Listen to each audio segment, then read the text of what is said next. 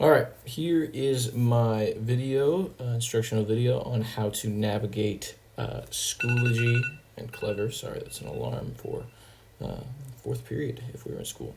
So the first thing you're going to do, you're going to go to clever.com. You can just type in Clever into your search browser, and we'll wait here. My internet seems to be a bit slower than most today.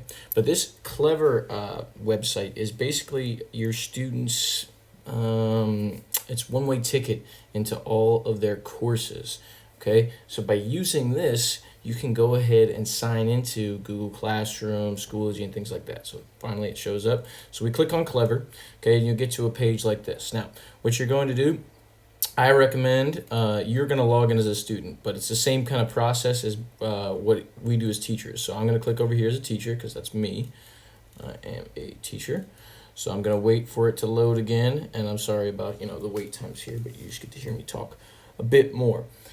So what we are waiting on here, eventually it's going to take us to a page where it says log in with Google. Now it's going to be very important that your student understands their Google password and login from school. Each student is given a Google, and here it also automatically signs me in, but I will log out so that you can see. So each student is given an Aldine email in which they have a Google account. So you're going to click login with Google. And when you do that, you're going to click on your Aldine account. I have many different Google accounts, as you can see. Okay, so then when you click on your Google account, it's going to take you to a page that looks like this. These badges, okay, or these things to click, these are just applications that the district can use. But right now, the district is only working through the application Schoology. That is all we are working through. That is what every teacher is assigned working to.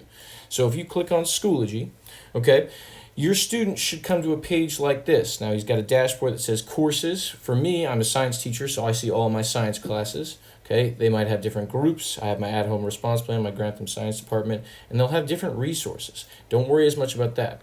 So, for example, one student might be in my 8th period class. So I would go down here, and each teacher should have updated their profile picture so you can see clearly which class it is. So this is Mr. McGinnis's 8th period science class. And right here, just so you can see what students will see, we're going to view course as, and we're going to click on one of my students. Let's see, who should I click?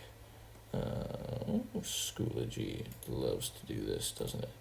View course as, oops. Oh man. But as you can see in the background here as it loads, there is work for each week that we have been out of school due to this pandemic.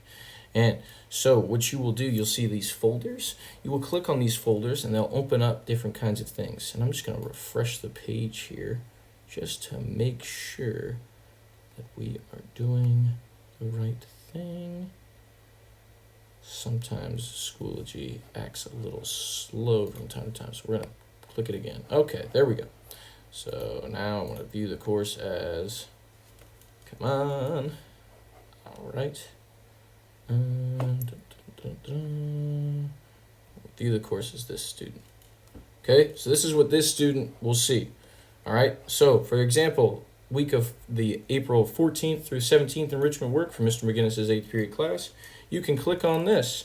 When you click on that folder, you're going to wait for it to load. And then when it does, you're going to see two objectives. Okay, so objective 1, student will read and answer questions about distance, time, speed, and acceleration. Click on that, and then they'll wait for it to load. And you'll see that there are 3 things to do. So there's directions for the week. So they have to view this item first and start with reading from the textbook first. After doing so, then move on to the Nearpod. So we'll click on directions for the week. Dun, dun, dun.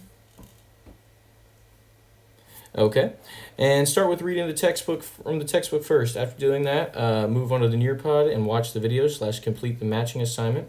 If you have any questions for this work, please ask me through this discussion post. Oh, okay, so that's perfect.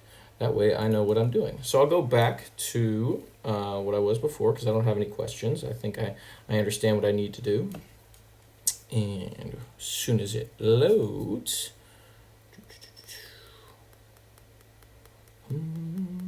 I will be able to see what I am doing for the week. Dun-dun-dun. Let's see if we can't get Schoology to load up again. Ah, there it is. Oh, look at that. Sometimes patience is a virtue. And that's the truth with the Schoology. So, everybody across multiple school districts is using Schoology. So it can take time. All right, so we'll go back to objective 1, which we wanted to do first. Okay. And we'll go to lesson 5.1. Oh, look, it's just a reading. Okay, so read the passage below from your textbook. Oh, I'm just going to read the reading. Fantastic. Make any comments if I feel that I need to. Okay, and then after I do the reading, come back over here, and so on and so forth. Now, each class will be a little bit different. So if you have questions, you can message them always through this little application over here. All right, hopefully this satisfies what